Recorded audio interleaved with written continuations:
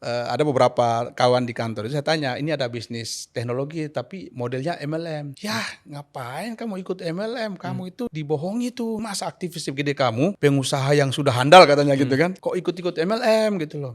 Intinya gini Pak, kalau kita mau sukses, belajar sama orang sukses dong Pak, bener nggak? Bener. Agak lucu sih, kita mau sukses, tapi belajar sama orang yang belum sukses, yang belum terbukti sukses. Wah itu agak aneh sih Pak cara berpikirnya.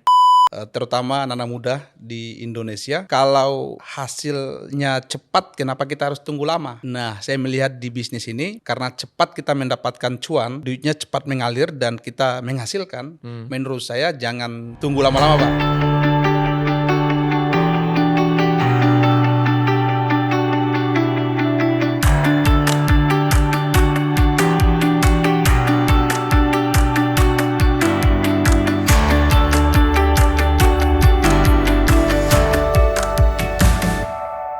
Hai, kembali lagi bersama gua Martin Carter di Ngobrol Tren.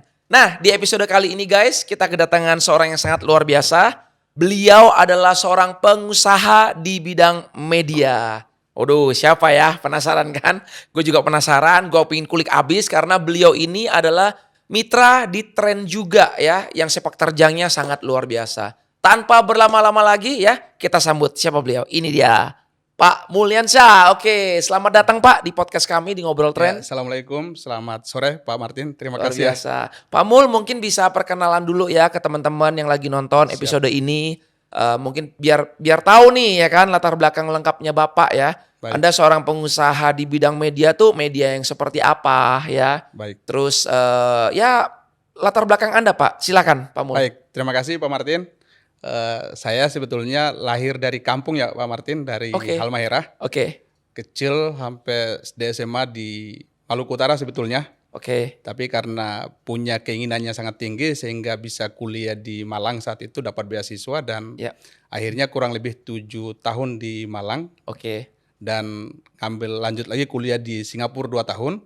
Wow. Habis itu balik ke kampung, tapi kampungnya di sebelah lagi Pak, di Sorong, Papua Barat Daya. Oh, di Sorong, oke. Akhirnya saya kurang lebih mengabdi di Sorong itu ada 7-8 tahun lagi di sana. Oke. Dan balik lagi ke Jakarta, kemudian menikah seorang bidadari dari Bandung, Pak. Wits, Akhirnya sampai hari ini kurang lebih 4-5 tahun mengabdi di Jakarta, di Jakarta ya. sambil membangun bisnis media, Pak. Oke. Gitu. Tapi ada pengabdian saya sebetulnya di DPD RI sambil kerja Oke. untuk membackup finansial di media.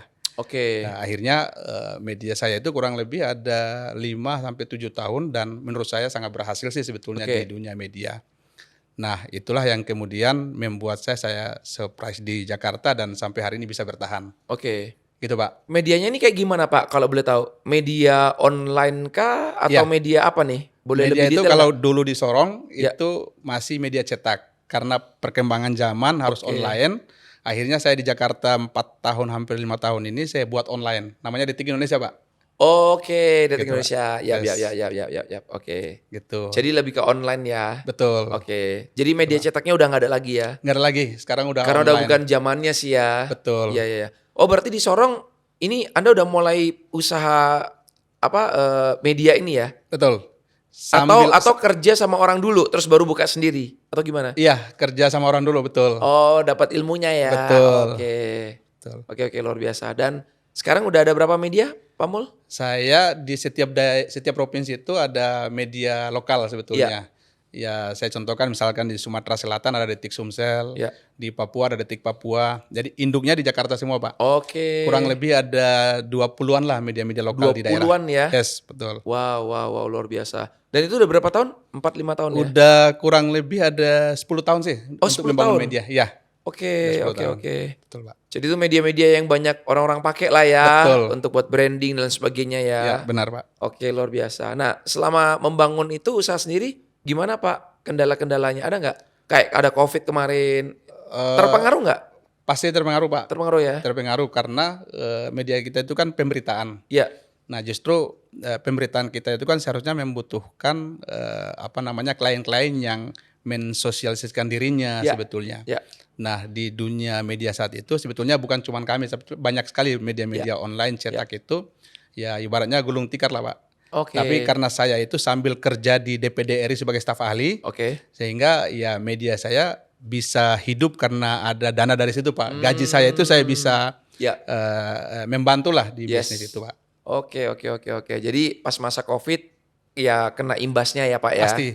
Oke. Lah terus yang saya penasaran adalah dari usaha media kok bisa bergeser ke MLM itu gimana ceritanya tuh? Kenal tren tahun berapa Pak? Saya kenal tren tahun 2002-2003. 2002-2003. Iya, Itu betul. gimana ceritanya? Boleh diceritain nggak? Saya juga nggak tahu nih Anda kenal sama siapa, kok bisa join, terus apakah pernah skeptis sebelumnya, kok tiba-tiba bisa join? Itu gimana Pak? Silakan. Saya sih nggak skeptis ya. Sebetulnya di dunia multi level ini sudah mendengar sebetulnya. Sudah Oke. mendengar karena kuliah saya 1 sampai 3 ya. Ya. Sudah mendengar, nggak asing lah sebetulnya. Oke. Cuman belum tahu nih MLM itu seperti apa bisnisnya. Oke. Nah, kebetulan ada senior saya ini ya sudah sejak lama lah, namanya Bang Jafar Ngabalin, mungkin Bang Oke, Martin udah ngerti iya, ya. iya. Pak Jafar Mitra ini juga, senior. iya. Iya. Jadi abang saya di aktivis HMI sebetulnya. Oke. Nah, dengan beliau saya tahu nih beliau ini kan pengusaha. Iya. Jadi Pak Jafar ini pengusaha, abang saya ini pengusaha. Cuman di 2 tahun terakhir itu saya nggak ketemu beliau. Katanya Oke. beliau lagi sibuk di mana gitu. Akhirnya tiba-tiba di akhir 2022 masuk ke 2023 itu Ya. beliau tiba-tiba kontak saya Pak. Nah, Di situ saya kaget. Ini Pak Jafar ini di mana kok baru tiba? Ini saya udah 2 tahun lebih nggak pernah ketemu beliau. Oke. Gitu loh. Pikiran saya ini Pak Jafar ini di mana ini? Gitu. Menghilang gitu Pak. Betul. Nah tapi alhamdulillah ada berkah ya. Beliau telepon dan minta ketemu di sekolahnya beliau. Oke. Sekolahnya beliau dan saya datang. Nah, disitulah berjumpa pertama. Saya pun merasa bangga ada abang saya ini udah ada nih. Ya sebetulnya kita ini kan orang susah dari kampung Pak. Oke. Datang ke Jakarta merantau bangun bisnis ya tentu banyak inilah Pak susahnya Pak. Yes. Dan banyak susah itulah yang kemudian kita ketemu Bang Jafar ini. Ya. Bang Jafar ini sebagai panutan lah di dunia aktivis kita ini Pak. Oke. Akhirnya saat itu dia manggil ke masjid kita. Ayo dek kita sholat dulu nih. Nah kita sholat, setelah sholat baru beliau sampaikan. Ini ada bisnis nih dek, Adinda ada bisnis. Ini bisnis ini bisa menjawab kebutuhanmu di Jakarta. Saya pikir ini bisnis apa ya? Tapi beliau bilang ini ada teknologi gitu. Oke. Tapi mungkin semenjak itu beliau masih di awal-awal gitu Pak. Oke. Akhirnya saya tanya berapa harganya. Dia bilang saat itu harganya 14.700.000 Ya. Pak 1 tahunnya. Oh ya Pak, ya udah Bang, saya ambil 3 saat itu. Karena ada gaji dari DPD RI itu, saya bayarkan duit saat itu ada 50 juta sekian lah. Ya. Akhirnya saya ambil, tapi hampir 1 bulan itu juga nggak ada kabar lagi, barangnya juga belum ada. Saya nanya Bang Jafar kan, itu yang kemarin kita ada bisnis, kok belum ada nih sampai sekarang. Produknya. Nah produknya. Katanya beliau, tapi kelihatannya mau ngejar-ngejar trip kayaknya. Kalau saya tahu hari ini gitu loh Pak. Oh, jadi di pending ya. Di Pending posting, Iya, pending di placement. posting. Akhirnya Oke. dikirim ke rumah, ada 3 unit saat itu Pak. Oke. Nah saat itu ya udah kami langsung pakai buat internet. Oke. Internet, tapi belum tahu tuh kalau ini ada bisnis yang kayak gimana. Saya Oke. pikiran saat itu ya jual modem harga 14.700.000 itu Pak. Ya. Nah tapi ya udah saya positif karena abang saya ini udah kenal puluhan tahun lah Pak. Udah kenal puluhan tahun hidup di Jakarta berjuang sebagai aktivis. Ya saya sih percaya saat itu Pak. Jadi ya udah deh kalau uang 50 juta sekian hilang ya nggak ada masalah karena saya tahu lah Bang Jafar ini siapa gitu kan. Ya. Ya singkat waktu saat itu ada kurang lebih 4-5 bulan baru beliau kontak lagi. Dinda, tapi beliau selalu menggunakan bahasa timur kan Pak. Ya. Ada Tuan, bisa nggak datang ke Tamrin City? Nah di sanalah kita ketemu mentor kita nih sekarang ini, Mas Hari dan Mbak Seli. Oke. Dan saat itu Mas Hari mulai presentasi, masih ada foto-foto yang saat itu dia presentasi. Yes. Ya saya sih saat itu karena masih kerja, oh iya ada bisnis ya ternyata. Ya udah saya mungkin saat itu ya memulailah membangun bisnis itu di tahun 2023. Saya masih ingat di bulan-bulan seperti ini, bulan-bulan Mei Juni lah saat itu. Dan saya pelajari, tapi mungkin tangkapan pikiranku ini masih belum tahu nih bisnis ini gayanya seperti apa sih. Ya. Nah, akhirnya beliau jelaskan berulang-ulang, terus disitulah Mas Hari ini cerdas banget, Mas Hari ini gimana caranya untuk bisa ngajak saya selalu setiap hari gitu loh Pak. Walaupun mungkin berjalan 2-3 bulan itu, saya masih ya namanya kita hidup di Jakarta ada kesibukan cari cuan Pak. Ya. Masih gerak kerja setiap ditelepon Mas Hari atau Pak Jafar, saya masih sibuk lah gini gitu Ya. Pak. Ya namanya aktivis Pak, gengsinya masih tinggi. Iya. Nah tiba-tiba saya ini sering nanya teman-teman di kantor kan Pak. Ada beberapa kawan di kantor itu saya tanya, ini ada bisnis teknologi tapi modelnya MLM. Ya ngapain kamu ikut MLM? Kamu itu dibohongi tuh, nggak penting masa aktivis gede kamu, pengusaha yang sudah handal katanya gitu kan, kok ikut-ikut MLM gitu loh. Oh gitu ya. Di situ saya drop lagi tuh Pak. Sempat drop Sempat ya. drop. Oke. Oh ini bisnis kayak gini ya. Karena salah ngundang ya. Betul, Oke. salah ngundang, ada yang nggak datang, ada yang nganggap remeh, ada yang kayak gitu-gitu Karena loh Pak. ngomong MLM ya. Kayak MLM, padahal saya belum pernah juga tahu ngikut MLM ini Pak. Iya. Dan ini menurut saya pertama gitu. Tapi saya masih ingat mentor saya bilang gini Pak. Mentor saya itu dulu Pak Sutrisno Bahir Pak. Mungkin Bapak kenal orang politisi dan satu lagi namanya Pak Lanyala. Saya nanya pertimbangan dari Pak Sutrisno ini. Saya minta ceritanya. Nah saya ingat kata-katanya di gini Pak. Dinda, kalau mau jadi sesuatu, itu ngikut sesuatu itu nggak boleh warna-warni. Kalau A tetap A, B tetap B. Nah saat itu saya juga dimentoring kalau bangun bisnis media, fokus itu sampai sukses. Nah saya ingat tuh Pak Sutrisno Bahir bilang seperti itu, akhirnya saya bilang ya udah walaupun ada yang nganggap remeh saya di bisnis ini, walaupun saya belum ngerti juga di dalamnya, ya sudah saya coba terus nih. Dan saya coba, alhamdulillah puji Tuhan banyak sekali ilmu yang saya dapatkan di sini Pak. Banyak banget dan sampai hari ini menurut saya bisnis ini dahsyat Pak, sangat membantu keluarga saya termasuk baik dalam perjuangan ini ya sangat banyak saya dibantukan. Bahkan keluarga saya di Maluku dan Papua itu ratusan orang Pak. Wow. Saya hari ini masukin mereka ya masih 1-2 orang yang sudah mulai kelihatan suksesnya. Yeah. Masih kebanyakan yang belum, tapi saya punya misi besar.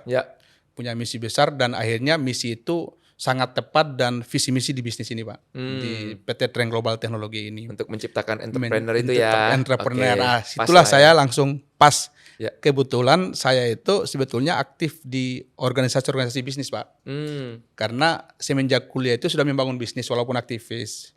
Saya udah jual kerupuk, udah jual batik di Malang saat itu Pak. Dan akhirnya saya ketemu bisnis seperti ini, saya sih nggak peduli Pak, mau MLM, mau bisnis apa, yang penting ada hasilnya. Ya, setuju. Dan akhirnya saya temukan di bisnis Trend ini, dan visi misi yang mau mensejahterakan banyak orang, ya, kemudian memberikan solusi orang macam-macam, itulah saya merasa, oh ini bisnis yang tepat. Visi itulah yang menurut saya sangat tepat, akhirnya, wah ini kalau hanya di bisnis saya yang media, itu saya cuman hire 1-2 orang bekerja di sana, tapi gimana dengan adik-adik saya yang aktivis yang begitu banyak, yang akhirnya ya masing-masing cari jalan kita masing-masing. Belum lagi keluarga saya yang di kampung yang saya nggak bisa rekrut karena kapasitasnya nggak kuat, nggak bisa. Nah saya temukan ini, akhirnya Trend menjawab itu semua Pak, jujur. Wow, luar biasa. Ya. Anda kurang lebih udah berarti 2 tahun ya Pak ada ya? Masuk 2 tahun jalanin ada. Trend ini. Betul. Ya? Oke. Nah berarti kan Anda kan belum pernah ikut MLM sebelumnya ya? Ini belum baru pernah. pertama kali kan? Ini pertama kali. Makanya Bapak nggak pernah skeptis, nggak pernah negatif gitu-gitu ya? Iya betul. Nah terus setelah Anda jalanin ini nih selama hampir kurang lebih 2 tahun ini, tadi kan Anda bilang kan saya dapat belajar banyak nih. Betul. Nah apa aja Pak? Kalau boleh tahu, mungkin boleh di-sharingkan. Karena banyak orang itu yang merasa ikut MLM itu pokoknya hal-hal yang negatif lah Pak. Betul. Cari-cari orang dan sebagainya. Nah, boleh nggak Bapak sharing dari pengalamannya Bapak? Kan saya juga nggak tahu ya. Kan saya juga nggak pernah turun bantu Bapak, mentoring Bapak ya di lapangan selama 2 tahun ini kan. Nah, mungkin Bapak boleh sharing selama 2 tahun ini hal-hal baik apa saja yang Bapak dapetin di Trend dan Bapak bisa terapin di dunia luaran sana atau apa aja nih? Silakan Pak. Ya, Pak Martin, saya pikir bisnis ini pertama di Ya. di otak dan hati saya itu alhamdulillah ya. Ya. Alhamdulillah banget bisa membantu saya memberikan dampak ke keluarga dan teman-teman aktivis Ya. kepemudaan saya di kampung maupun di Jakarta. Ya. Karena selama ini saya merasakan saya sudah berdampak tapi hanya secara ide. Secara finansial, secara yang langsung mereka itu kena dampaknya itu hampir nggak dapat. Otak mungkin saya bisa berikan mereka pelajaran banyak, tapi dampak secara ekonomi itu mereka belum. Bahkan saya berpikir ya kita ini jadi aktivis, sudah jadi pengusaha, aktif di HIPMI, di Kadin, dari Kabupaten Raja Ampat sampai ke pusat, tapi belum banyak orang nih anak Papua, anak Maluku saya bantu Pak.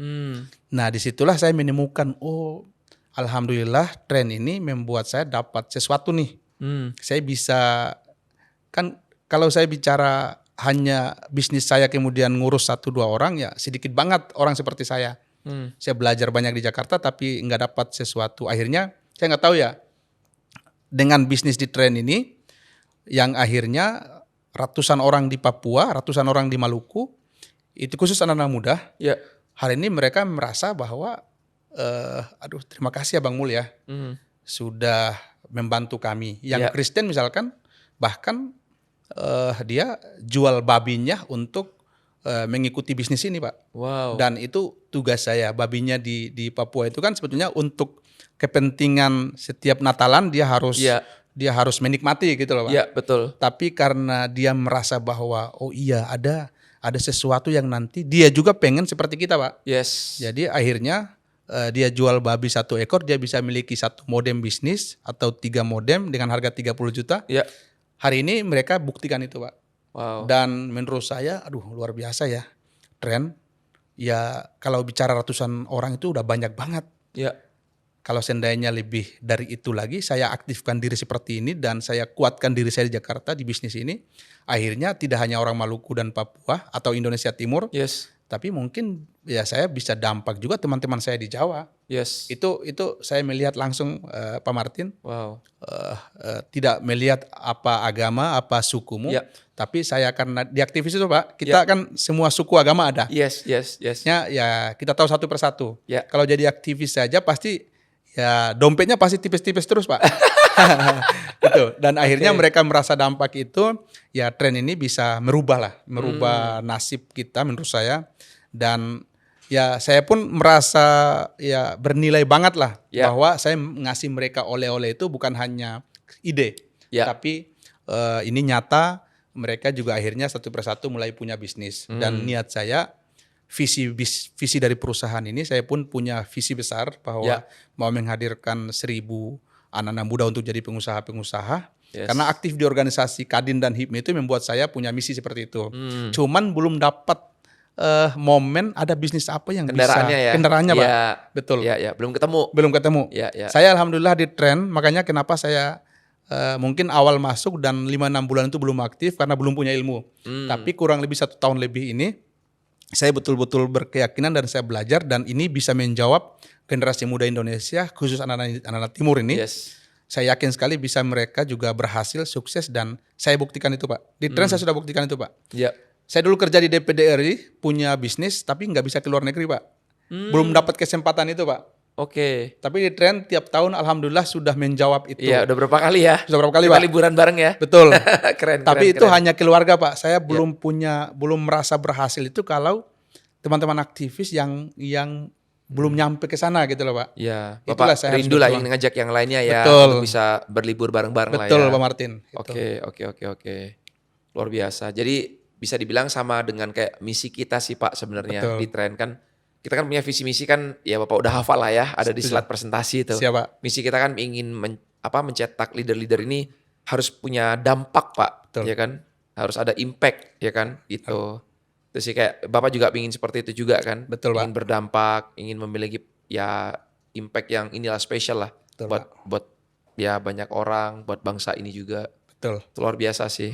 Terus selain itu apalagi nih Pak Mul kalau boleh tahu? Ada hal-hal apalagi nih yang Bapak pelajarin selama ini, yang Bapak dapat di tren ya, yang Bapak nggak dapat di luaran nih?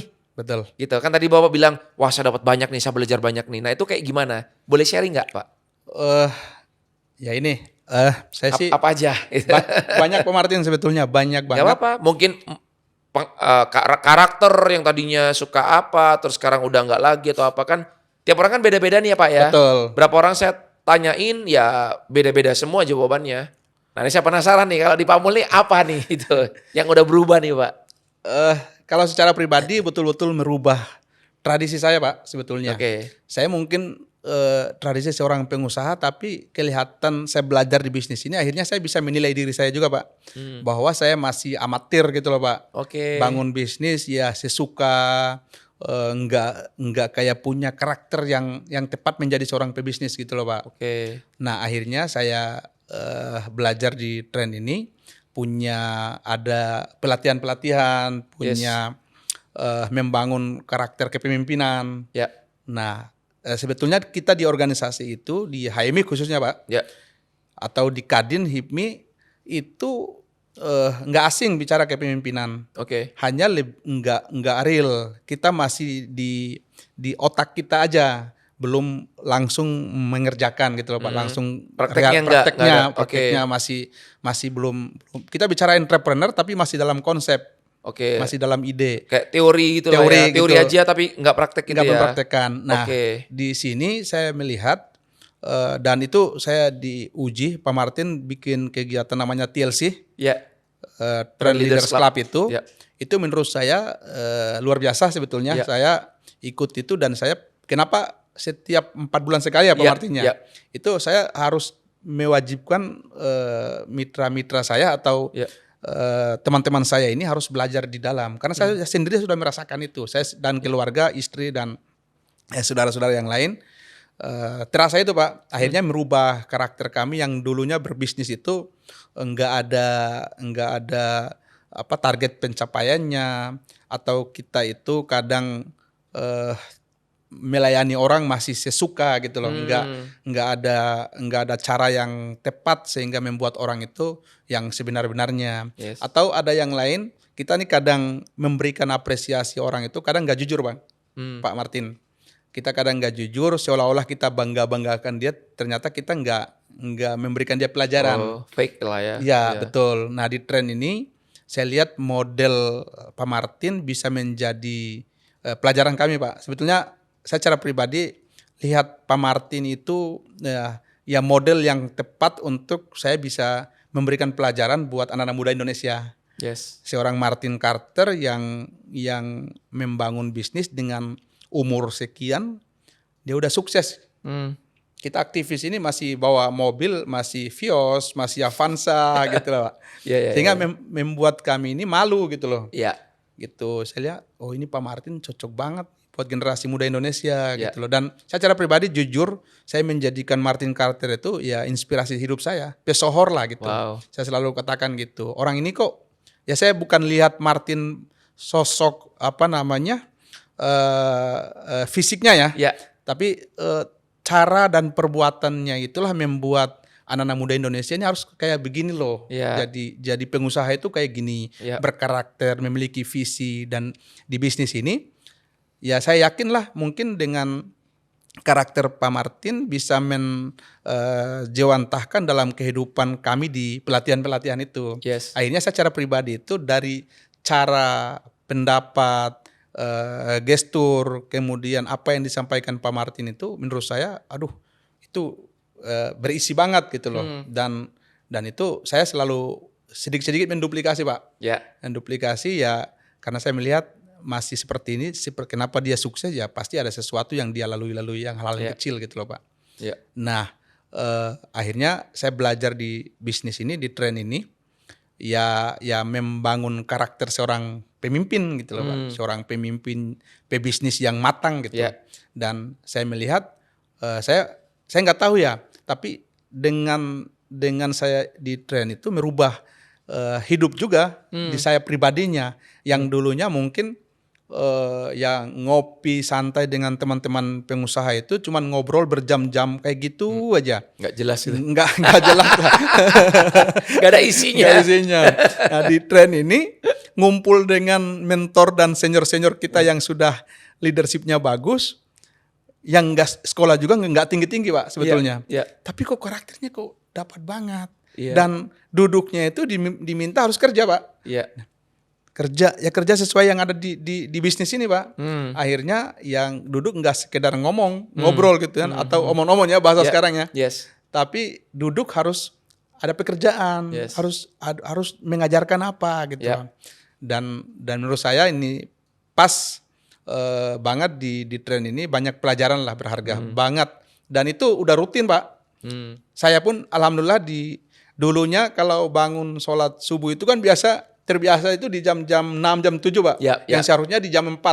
Wow. Tapi alhamdulillah dengan karakter terbangun di bisnis ini, akhirnya saya juga terpacu untuk menjaga kedisiplinan saya Pak. Pagi harus jam 4 bangun, sholat. Setelah sholat harus jam 6 itu udah rutin harus olahraga. Setelah itu harus pergi di kantor dan menjalankan bisnis Tren itu dari jam 10 sampai jam 10 malam. Jadi saya betul-betul menjaga itu. Dan saya lihat format di Tren ini ya banyak lah. Tinggal kita yang mau belajar apa enggak. Iya, Pak Martin. Ya, keren. Sangat disayangkan sih Pak, banyak orang di luaran sana ya yang skeptis ya, menganggap bahwa MLM itu buruk, cari-cari orang dan sebagainya. Padahal kalau mereka masuk di sebuah perusahaan yang tepat ya, mereka pasti akan belajar banyak lah, seperti Bapak lah tadi. Makanya saya tanya, Bapak dapat apa aja sih di Tren gitu kan? Kan tiap orang kan dapatnya pasti beda-beda ya Pak ya. Betul. Gitu. Nah tapi ya semoga lah dengan tadi Bapak sharing bisa membukakan mindset teman-teman ya yang tadinya skeptis, bisa mereka mulai buka hati ya kan. Untuk mereka bisa nerima. Dan soalnya kalau nggak dicoba kita nggak tahu Pak. Betul nggak? Betul. Iya kan? Dan kebanyakan orang yang skeptis itu kan mungkin antara mereka cuma ikut-ikutan orang denger aja. Betul. Orang ngomong apa, dia ikut denger, oh iya ya jelek ya, negatif ya. Atau kalau enggak, ya dia korban. Korban artinya dia pernah ikut terus gagal. Dikecewakan sama upline-nya. Mungkin ya. Betul. Atau enggak dibantu. Atau mungkin ya merekanya yang bandel Pak. Enggak on system, enggak mau belajar, males. Betul. Kan banyak faktor ya gitu loh. Nah tapi kalau masuk ke sebuah perusahaan yang tepat, di mentoring oleh orang yang tepat, jadi kok. Setuju ya Pak? Setuju Pak. Pasti jadi, nggak mungkin nggak gitu loh. Karena kan saya kan pelaku Pak. Saya bisa ngomong begini karena saya udah pernah melakukan sebelumnya di perusahaan yang sebelumnya. Memang banyak yang gagal, lebih banyak yang gagal daripada yang sukses. Makanya kenapa di dunia ini lebih banyak orang miskin Pak daripada orang kaya. Betul. Gitu. Nah tinggal pilihannya kita. Anda mau jadi orang biasa atau mau jadi orang luar biasa? Ya dong? Betul. Gitu. Mau jadi pemenang atau jadi pecundang? Gitu. Jadi ya semoga ya teman-teman yang nonton ini, episode ini, ya Anda bisa melihatlah bahwa banyak hal yang Anda bisa dapatkan di perusahaan MLM. Bukan cuma cuan Pak, kalau saya lihat Pak. Bukan cuma cuan aja, bukan cuma duitnya aja. Tapi perubahan karakter, ya kan? Betul. Kehidupan. Bagaimana kita bisa belajar tentang kepemimpinan. Wah ini luar biasa nih. Gitu. Ya saya dulu juga gak kayak begini Pak, tadinya Pak. Saya dulu di entertainment kan, mana Pak saya bisa manggil orang Bapak, Ibu, Anda, nggak bisa Pak. Saya di entertainment dulu, ya bahasa-bahasa binatang tuh keluar semua Pak, kebun binatang tuh keluar semua. Lu gua, orang jauh lebih tua di atas saya sama, lu sini lu gitu. Udah kayak nggak ada aturannya, nggak ada etikanya gitu loh Pak, kayak nggak sopan, nggak hormat gitu loh. Betul. Nah pas masuk ke dunia bisnis gini kan kita nggak bisa kayak begitu Pak. Betul ya? Betul Pak. Nah kita harus sopan, kita harus humble gitu. Saya belajar banyak. Jadi saya bersyukur, saya bangga. Ya kalau darah saya kulit saya dirobek gini sama pisau Pak, mungkin keluar ini Pak darah netes Pak.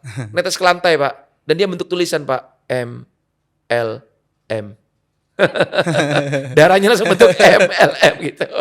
Maksudnya nih udah darah keturunan orang MLM ini Pak. Udah sampai mati pun juga udah kayak gitu Pak. Jadi nggak bisa inilah. Betul. Jadi nggak bisa diubah gitu loh. Ya semoga teman-teman juga belajar banyak ya di episode kali ini ya. Nah Pak, saya mau nanya nih. Bapak kan ada usaha di bidang media. Betul ya. Pak Martin. Nah, terus tiba-tiba Bapak masuk ke bidang teknologi. Tapi bukan di teknologinya ya, tapi di network marketingnya nih loh, di MLM-nya nih loh. Iya. Nah, kalau Anda disuruh kayak membandingkan ini Pak, itu gimana Pak perbandingannya Pak? Lebih enak mana sih Pak? Di bisnis media Bapak atau di tren? Jujur. Jujur Pak. Siap Pak Martin. Ayo. Tapi sebelum saya jawab itu Pak Ya. Martin, saya sih melihat di bisnis saya sebelumnya ini Ya. sebetulnya berhubungan Pak. Hmm. Karena di media saya itu setiap wartawan, jurnalis pasti membutuhkan yang namanya internet Pak. Oke. Karena online 24 jam. Oke. Bahkan di kantor saya itu ada server, itu juga membutuhkan internet itu 24 jam. Oke. Jadi secara teknologi sebetulnya di bisnis ini, di kantor itu kami harus wajib pakai. Oke. Akhirnya menurut saya, kalau selama ini saya pakai IndoHome, Ya. itu kan ya saya nggak dapat sesuatu. Ya, ya.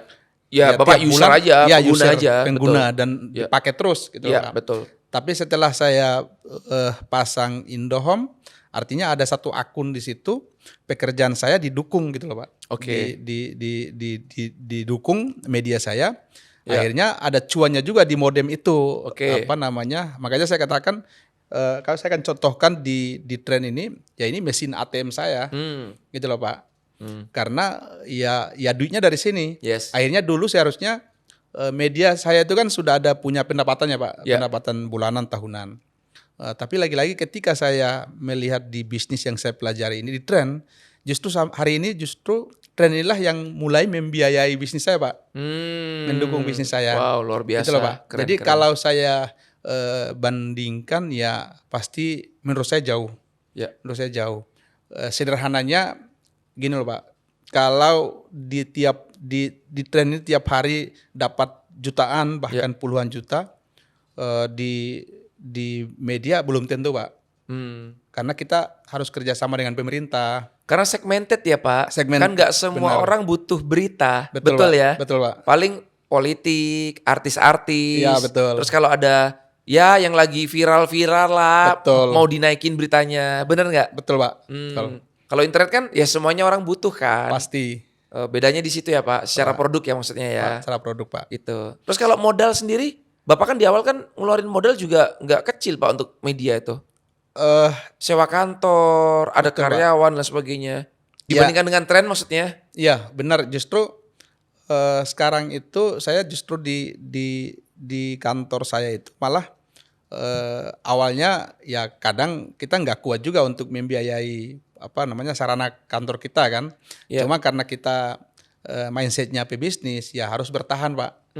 Nah tapi hari ini saya sangat dibantu banget sama tren sebetulnya. Bukan berarti saya harus mempertahankan media atau memilih diantaranya. Iya, iya. Nah, saya berpikir bahwa kantor saya juga hari ini sudah menjadikan kantor tren sebetulnya, Pak. Wow. Artinya dulunya semuanya pure media, pemberitaan, karyawan itu semua. Yes. Sekarang itu pure teman-teman mitra saya itu udah ada di sana juga Oh, kumpul. jadi kayak base camp ya? Jadi base camp, Pak. Oh, keren. Betul. Keren. Jadi Oke. selalu saya menduplikasi Iya. pelatihan startup di sini, saya buat kecil-kecil di sana supaya mereka mitra itu ada punya pengetahuan, Pak. Yes. Jadi Ya. kantor saya itu udah ya kalau mau dihitung-hitung 80% jualan tren Pak. Wow. Atau bisnisnya tren Pak. Itu Pak. Itu akhirnya saya undang mitra ya urusannya tren. Ya. Karena media sekarang justru yang berkembang itu di daerah-daerah Pak. Bahkan ada jurnalis-jurnalis saya itu saya udah masal gitu loh Pak. Saya promosi mereka harus punya bisnis seperti ini supaya bisa membantu mereka untuk punya bisnis yang seperti yang kita alami Pak. Karena saya sudah merasakan itu, makanya saya nggak peduli. Anda harus punya bisnis seperti ini. Yes, Karena yes. kalau pertanyaan Pak Martin bisa kita ambil perbandingan, gimana justru saya nggak bisa bandingkan, tapi tren justru lebih menjawab kebutuhan kita di bisnis yang lain malah. Oke. Gitu loh Pak. Tapi untuk menjalankan bisnis media dengan jalankan bisnis tren ini lebih mudah mana Pak? Oh, kalau lebih mudah tentu tren Pak, sangat Iya. mudah, sangat mudah karena saya sebagai seorang mitra nggak memikirkan lagi gaji karyawan gitu loh Pak, nggak oke. memikirkan lagi kantor gitu loh Oke. Pak. karena sudah dipikirkan oleh perusahaan. Saya malah yang berpikir gimana caranya membangun aset tadi Pak, untuk mendistribusikan secara produk tadi. Bahkan saya harus memikirkan gimana mitra-mitra baru dari Sabang sampai Merauke ini, mereka memahami bisnis ini secara detail, harus supaya yang tadinya mungkin ada, kalau yang negatif mungkin ada 1-2 ya kayak gitu-gitu, tapi menurut saya kalau kita edukasi dengan baik, kalau kita memberikan pelajaran dia dengan baik, apalagi di tren ini kan sebetulnya mudah gitu loh Pak. Karena sudah ada buku panduan yang dicetak gitu kan, setiap akun gitu kan. Jadi kita berikan dia satu mesin ATM ini, dia ya sudah tinggal pelajari yang ada. Memang butuh pendampingan. Dan saya bersyukur banget Pak Martin, saya belajar, saya ketemu langsung dengan Mas Hari dan Mbak Seli ini. Betul-betul mereka memiliki perasaan untuk membantu mitra-mitranya sangat tinggi. Dan menurut saya tepat banget. Saya merasa bersyukur itu Pak. Makanya saya tuh kalau ngomong tentang Hari Nofrian, saya pasti merasa ini Pak, kok orang ini baik banget ya gitu loh Pak. Mas Hari itu baik banget gitu loh Pak. Apa namanya? Tulus Pak. Bantunya tulus, nggak perhitungan. Karena saya orang susah Pak. Jadi kalau merasa ini hari ini kok 2 tahun ini bersama kok kayak nggak merasa perhitungan gitu loh Pak. Kan ini bisnis Pak. Pasti ada untung rugi gitu loh Pak. Betul. Waduh, orang ini kok baik banget gitu loh Pak. Saya kalau cerita dirinya tuh pasti saya nggak ini Pak, nggak bisa berkata-kata lagi Pak sebetulnya. Kalau jujur Pak, mohon maaf Pak Martin, saya nggak. Ini orang ini sangat beda Pak. Kalau Hari, jadi aduh, ini kok baik banget gitu loh dalam hidup, kayak keluarga gitu loh, kayak saudara kandung saya gitu loh Pak. Itu sih Pak sebetulnya kalau Pak Hari itu. Ya berarti kan Bapak udah dapat role model yang tepat ya. Karena kalau saya lihat juga kenapa banyak orang juga gagal di bisnis ini Pak. Karena mereka salah memilih mentor Pak. Mereka salah memilih mentor. Jadi upline boleh banyak Pak ya. Kan secara struktur ya Pak, upline boleh banyak. Tapi pilih mentor itu cuma 1 Pak. Pilih mentor cuma 1. Saya dulu di perusahaan yang lama, kalau boleh sharing dikit, di atas saya ini kan juga banyak leader-leader saya Pak. Orang-orang hebat juga. Tapi ya nggak semuanya saya cocok Pak Mul, gitu. Karena saya koleris, saya pilih upline saya yang koleris Pak. Akhirnya ketemu agak jauh Pak. Jadi kalau bahasanya itu kayak grand mentor saya lah, gitu. Akhirnya saya pilih beliau dan cocok kita, meledak jaringan saya gitu. Sebelumnya saya dipegang sama upline saya yang biasa-biasa aja, ya nggak meledak Pak jaringan saya gitu loh.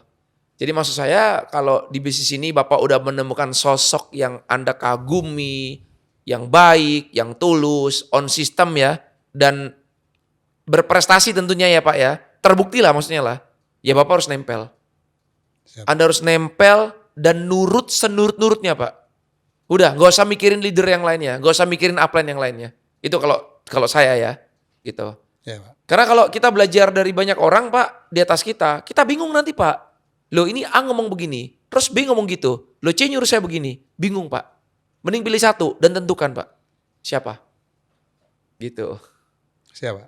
Ya ini mungkin sharing buat teman-teman juga ya, yang udah nyemplung, udah jalanin ya, nggak cuma di tren aja tapi di perusahaan yang lainnya. Coba deh kalau kalian di atas ada banyak leader ya kan, kalian bingung nih, gue pilih siapa ya? Kok ini A, B, C, D di atas kita kok beda-beda ngomongannya ya. Pilih 1 yang tepat ya, yang menurut kalian tepat. Bukan karena dekat. Jadi dulu saya di perusahaan yang lama Pak, saya tuh ada saudara saya Pak, paman saya, om saya. Itu pun saya juga nggak belajar dari dia. Saya nggak menjadikan dia mentor saya. Gitu. Saya malah pilih orang lain untuk jadi mentor saya. Jadi jangan gara-gara kalian nggak enak, kalian merasa deket ya kan. Tapi ini kan sahabat saya kan joinnya dari dia. Dia kan ada hubungan keluarga, saya harusnya ke dia. Enggak. Jadi pilihlah orang yang tepat. Orang tepat ini kayak gimana? Orang tepat ini ya 1, ya tentunya ya harus berprestasi ya Pak. Berprestasi, terbukti, on system gitu loh. Ya udah, nurut aja. Intinya gini Pak, kalau kita mau sukses, belajar sama orang sukses dong Pak. Bener nggak? Bener. Agak lucu sih, kita mau sukses, tapi belajar sama orang yang belum sukses, yang belum terbukti sukses. Wah itu agak aneh sih Pak cara berpikirnya, gitu. Jadi ya buat teman-teman juga, ya semoga lah kalian bisa menemukan mentor yang tepat ya di bisnis MLM yang kalian jalanin. Karena ya harus butuh role model nih untuk kita bisa ngikut alurnya, langkahnya, stepnya seperti apa. Ya niscaya ya kalian juga akan capai ke sana lah, sampai ke sana gitu. Gitu sih. Jadi siap besar nih ya timnya Pak Mul ya. Siap, Pak. Meledak ya sebentar lagi ya. Harus, amin. Luar Amin. biasa, keren-keren. Saya lihat Bapak sangat serius sih jalanin bisnis ini. Tadi saya juga bilang ya sebelum kita mulai juga, Pak terusin aja apa yang Bapak lakukan sekarang. Siap, Pak. Konsisten aja Pak. Nanti tinggal tunggu waktu aja. Ya. Siap, Pak Martin. Sekarang Bapak di B, bagus. Tapi bagus is not good enough Pak. Bapak harus naik ke kelas A. Apa itu? Ahli Pak. Ahli ya. Anda harus jadi ahli. Jadilah professional networker Pak. Siap, Pak. Gitu. Ahli, bukan amatir ya Pak. Siap. Gitu. Jadi ya itu mungkin ada pertanyaan terakhir nih Pak. Ya ini kan yang nonton ini kan mungkin banyak yang skeptis juga nih Pak Mul ya kan. Nah ada yang kayak wah iya itu Pak Mul kan bisa karena kan pengusaha dan sebagainya ya kan. Banyak yang skeptis lah Pak mikirnya yang aneh-aneh lah yang negatif lah. Nah Bapak ada masukan nggak buat teman-teman sebelum kita mengakhiri Pak episode kali ini Pak ya. Silakan Pak kalau ada saran-saran, masukan yang Bapak mau sampaikan ke orang-orang yang skeptis negatif-negatif ini Pak. Monggo Pak silakan. Baik Pak Martin, saya sih agar banyak orang mendengar informasi kita ini Pak. Ya. Terutama anak-anak muda di Indonesia dan ya jangan melihat sistem bisnisnya tapi lihat hasilnya. Yes. Karena kalau hasilnya cepat, kenapa kita harus tunggu lama? Setuju. Nah, saya melihat di bisnis ini karena cepat kita mendapatkan cuan, duitnya cepat mengalir dan kita menghasilkan. Menurut saya jangan tunggu lama-lama, Pak. Ya. Ya, terutama anak muda. Ya. Nggak usah gengsi deh. Karena ya kami ini juga punya menjadi aktivis itu semenjak SMA sampai ke perguruan tinggi. Itu bukan hanya di daerah Pak, tapi dari daerah sampai pusat kami menjadi role model anak-anak muda Indonesia Pak sebetulnya. Nah saya sih menghimbau berharap lah anak-anak muda Indonesia ini melihat ini bisnis yang tepat dan coba jangan coba-coba lagi sebetulnya. Langsung ambil pilihan, ambil keputusan dan kalau cuannya mengalir ke rekening kita masing-masing ya saya kira Anda juga bisa berdampak di teman-teman yang lain atau anak-anak muda yang lain. Itu sih saya berharapnya Pak. Khusus anak-anak muda Indonesia Pak. Ya, setuju. Kenapa cuannya cepat mengalir? Ya karena yang kita jual juga produknya juga dibutuhkan semua orang ya Pak. Betul. Ya, modem internet ya. Siapa sih yang nggak butuh internet zaman sekarang gitu ya. Setuju Pak. Jadi ya balik lagi, nggak semua perusahaan MLM ya teman-teman ya yang bisa memberikan income cepat ya kan. Balik lagi tergantung dari produknya.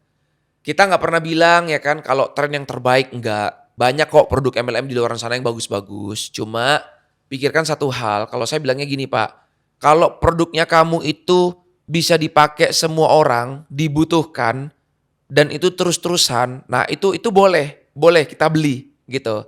Tapi kalau kita cuma beli, terus habis itu kita nggak butuh lagi nih Pak, kita nggak perlu lagi di bulan depannya. Lah buat apa? Betul. Buat apa beli? Nah karena banyak perusahaan MLM itu yang produknya kamuflase Pak. Kamuflase. Cuma ya udah produknya ini. Ya yang penting pokoknya dapat bonusnya, dapat cuannya. Bonusnya gede loh, marketing plan-nya luar biasa loh. Bisa dapat miliaran cepat loh. Tapi apalah artinya kalau produknya enggak begitu penting, Pak. Bukan kebutuhan primer. Itu maksud saya. Jadi hati-hati dalam memilih perusahaan MLM ya yang ya cerdaslah sedikit ya. Kalau menurut kalian produknya ini memang dibutuhkan banyak orang. Kalau kita kan modem internet kan orang kan sering top up ya Pak, kuota ya, renewal ya. Betul. Daripada kita renewal terus beli top up ke provider-provider di luar sana, memperkaya mereka, duitnya mereka udah banyak ya. Ngapain? Kenapa kita nggak pindahin ke tren? Kan kalau di kita kan kayak gitu Pak ya. Betul. Gitu. Wah, luar biasa nih. Belajar banyak ya guys di episode kali ini. Pak Mul, thank you. Terima kasih Pak Martin. Semoga jaringannya tambah besar. Amin. Anda punya impian, visi misi Anda bisa cepat tercapai ya. Untuk mentrenkan Indonesia ya. Ya, dan harus. menciptakan banyak entrepreneur ya, anak-anak muda ya. Harus. Jadi pengusaha-pengusaha muda Kita punya sukses. grup Pak Martin, Ya. Lain Nusantara ke depan. Wow, keren. Lain Nusantara ya. Amin. Nice. Oke. Guys, buat kalian yang tertarik ya, silakan jangan lupa subscribe ya channel kita di bawah ini ya. Dan jangan lupa nyalakan tombol loncengnya biar kalian gak ketinggalan episode-episode berikutnya. Gue Martin Carter undur diri dan sampai jumpa di next episode. Bye.